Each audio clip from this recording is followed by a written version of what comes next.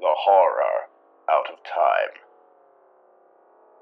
It has been put forth that if the history of this planet were portrayed within a proportionate model of 1 year, with the formation of the Earth on the 1st of January and the present era on the 31st of December, then the advent of humankind would not take place until 15 minutes to midnight on New Year's Eve. Chrononauts and various men of science have forecasted and postulated upon the infinite grandeur of the eternal cycle, wherein our world and human race form ephemeral happenings. Some, that share the same theories, look upon the progress our species has made, and has yet to make, as the futile spasms of an insignificant flicker of an existence. Time travelers, in their caution, have thus far only hinted at the details of mankind's far future, perhaps out of concern for the chronosphere's integrity, though I have since come to believe that it is to protect mankind from the countless, horrible truths of what the future of this planet holds. My name is Lucian Randolph Widdershins. I am, by profession, a professor of quantum physics at the Massachusetts Institute of Technology, though my involvement in this matter is due in no small part to my position as a member of the Federal Authority of Scientific Research and Experimentation. It is our purpose to institute a standard of accountability for the nation's laboratories and researchers, and for such a purpose, I was called to consult on a research expedition held by Dr. Elihu Van Buren, a celebrated erudite and transtemporal engineer, renowned for his work on the revolutionary continuum drive time engine, and head of research at Parnassus Laboratories. The object of the proposed expedition was a complex one that involved a variety of unconventional experiments. The advent of Zephyrium etheric lift gas in the 40th century has seen many peculiar after-effects over the past 1,000 years. The floating archipelago above the South Atlantic and the development of ether sacs among marine life being the most notable, and perhaps the most novel, though the spectacle of whales and cephalopods swimming majestically through the ether is a sight much prized by the aeronaut, the holidaymaker, and the impressionist, the products of Zephyrium pollution has not all been so novel.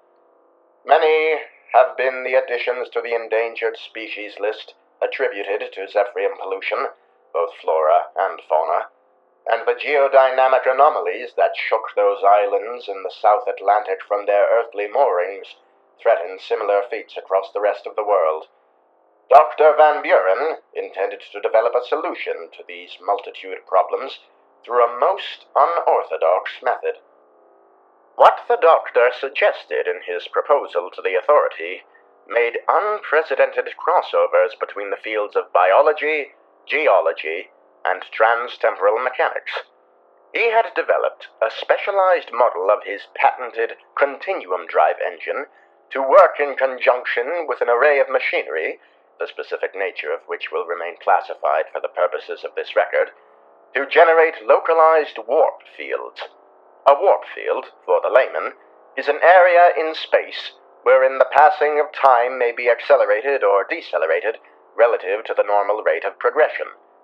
Whilst the effect of a warp field on matter of any sort would cause no less than cellular degeneration or regression, Dr. Van Buren's intention was to synthesize a combination of warp fields, each one corresponding to a different model of spacetime.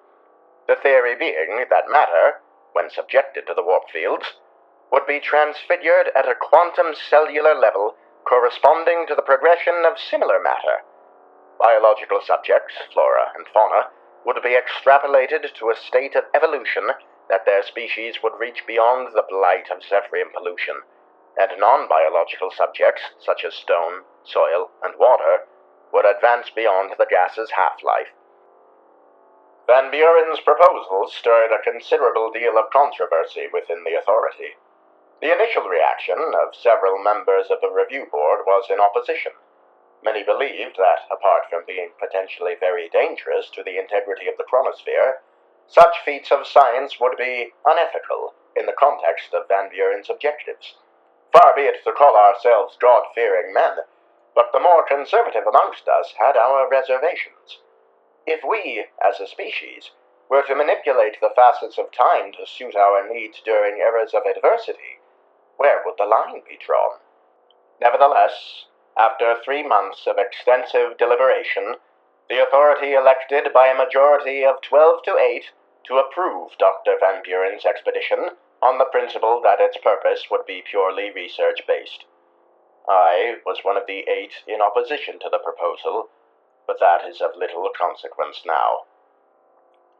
The Van Buren expedition left from Boston Harbor on the 7th of July, 5183, at 5 o'clock a.m. upon the airship Albatross, carrying a crew of 5 and a team of 30 technicians and scientists, including the doctor himself. Their cargo consisted of modular laboratory and living quarters to be assembled upon arrival, wireless outfit, the continuum drive, machinery, associated experimental equipment, and an array of subjects for experimentation. Among the biological subjects were a sea lion, a penguin, a marine iguana, a chimpanzee, a bullfrog, a crocodile, a fruit bat, a hive of bees, a tank of algae, seaweed, orchids, and assorted corals. Non-biological specimens included assorted igneous and sedimentary rocks and a variety of different soils. The Albatross made port at San Juan on July 8th and reached La Isla de Locura on the 9th. For the next 3 months, a steady stream of radio reports came from Locura to the authority. To the great relief and certain surprise of the review board, the wires recounted a gradual but consistent rate of success with their experimentation. The non-biological subjects showed significant decreases in Zephyrium levels, and the biological subjects began to show remarkable developments.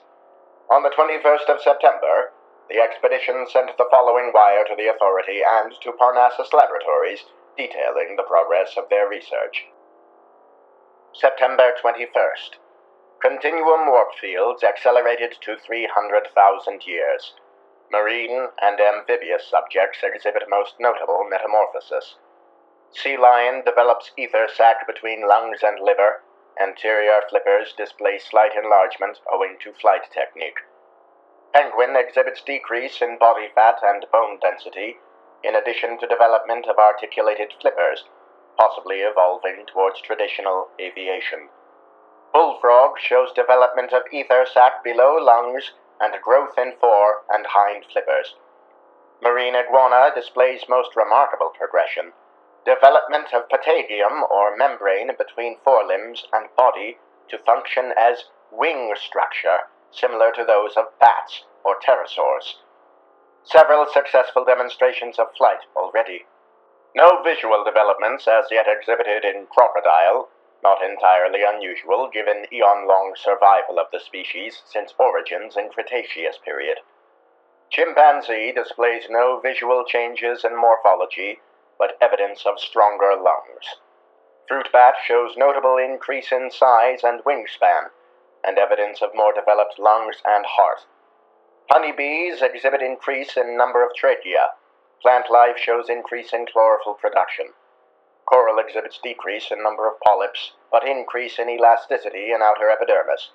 No sign yet as to purpose for this mutation.